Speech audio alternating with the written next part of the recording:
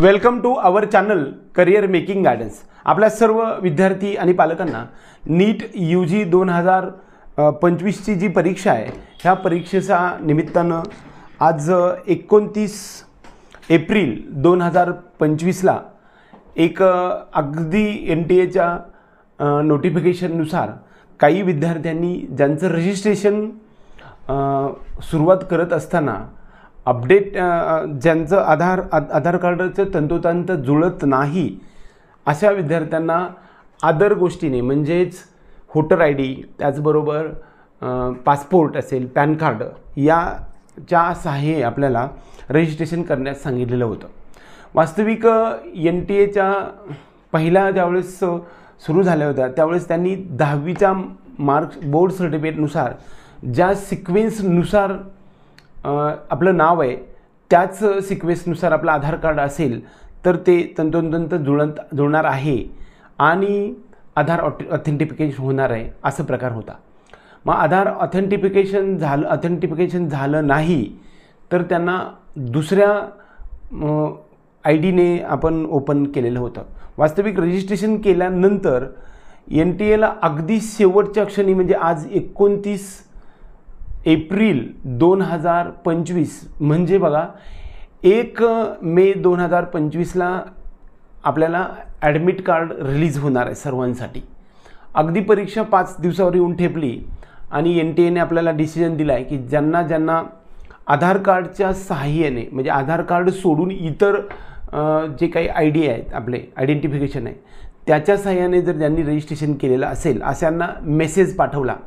काल संध्याकाळी मेसेज पाठवला की तुम्हाला मेल येईल आणि त्या लिंकवरती जाऊन तुमचं आधार ऑथेंटिफिकेशन करा असा डिसिजन आला। परंतु काल रात्रीपासून सकाळपर्यंत कुणाला मेल आलेले होते तर काही जणांना आले नव्हते। मग आता आलेले मेल आहेत त्यांनी त्या ठिकाणी जी लिंक आहे त्या लिंकवरती जाऊन आधार ऑथेंटिफिकेशन करण्यासाठी प्रयत्न केले।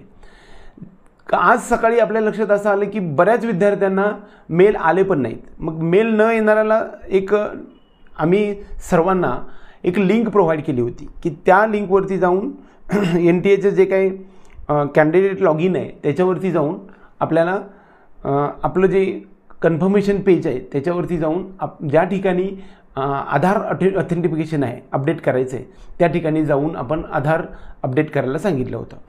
बऱ्यापैकी ज्या विद्यार्थ्यांच्या नावामध्ये सिक्वेन्समध्ये किंबहुना त्याच्या स्पेलिंगमध्ये चेंज आहे अशा विद्यार्थ्यांचं आधार ऑथेंटिफिकेशन झालं नाही। ज्यांचं बऱ्यापैकी चेंज नाही असं यांचं ऑथेंटिफिकेशन झालं। मग आधार अपडेट करण्यासाठी बऱ्याच वेळा काही विद्यार्थ्यांमध्ये अडचण निर्माण झाली की आपल्याला म्हणजे आधार माझं अपडेट झालं नाही तर माझं ॲडमिट कार्ड येईल का। वास्तविक रजिस्ट्रेशनच्या वेळेस 10वीच्या बोर्ड सर्टिफिकेटनुसार नाव असेल तर आधार कार्ड वापरा किंवा इतर आयडेंटिफिकेशन वापरा असं आपल्याला सांगितलं। परत शेवटच्या 2 दिवसामध्ये सगळ्यांचाच आधार नंबर आम्हाला पाहिजे असं त्यांच्या लक्षात आलं आणि परत आपल्याला सर्वांना मेसेज करायला सुरुवात झाली। म्हणजे बऱ्याच वेळा हे सर्व गोष्टी थोड्याशा कन्फ्युजन करणाऱ्या आहेत। म्हणजे रिझल्ट म्हणजे अगदी फॉर्म भरण्याची मुदत संपून 1 महिना झाल्यानंतर अगदी 2 दिवसात आपल्याला SMS आलेले आहेत। त्यामुळं आधार ज्या विद्यार्थ्यांचं ऑथेंटिकेशन झालं किंवा अपडेट झालेलं आहे अशा विद्यार्थ्यांनी ते तुमचं रजिस्ट्रेशन झालं असं समजायला हरकत नाही।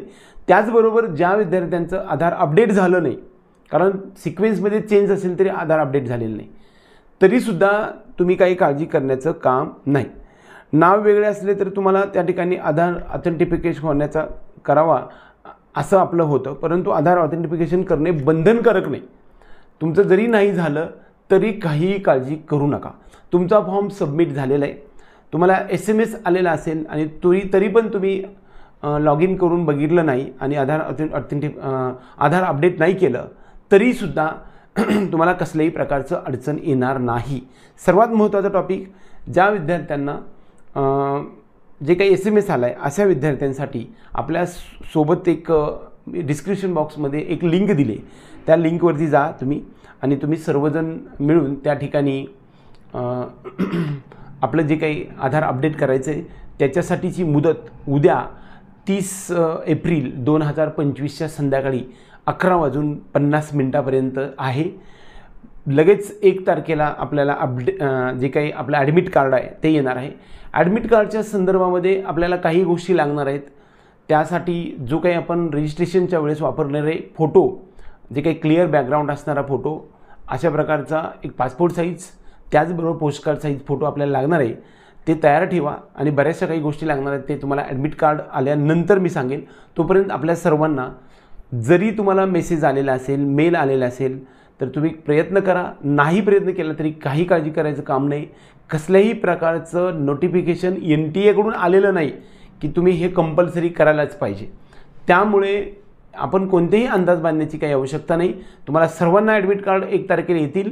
नाही आल्यास तुम्ही काही काळजी करू नका. संपूर्ण भारत देशभर या सर्व गोष्टी झालेल्या आहेत, त्यामुळे काही काळजी करण्याची कारण नाही. सर्वात महत्त्वाचा, आधार कार्ड अपडेट करण्यासाठी बंधनकारक जरी केलेलं असेल आणि ज्यांचं आधार अपडेट झालं नाही तरीसुद्धा तुमचं ॲडमिट कार्ड 100% येईल. अडचण काही येण्यासारखी गोष्ट नाही. आपल्या सर्व विद्यार्थ्यांना परीक्षेसाठी हार्दिक शुभेच्छा देऊन आजचा हा व्हिडिओ आपण आवडला असेल तर व्हिडिओ लाईक करा. त्याचबरोबर आपल्या चॅनलला सबस्क्राईब करून बेल आयकॉन दाबा. एवढंच या निमित्ताने. जय हिंद, जय महाराष्ट्र.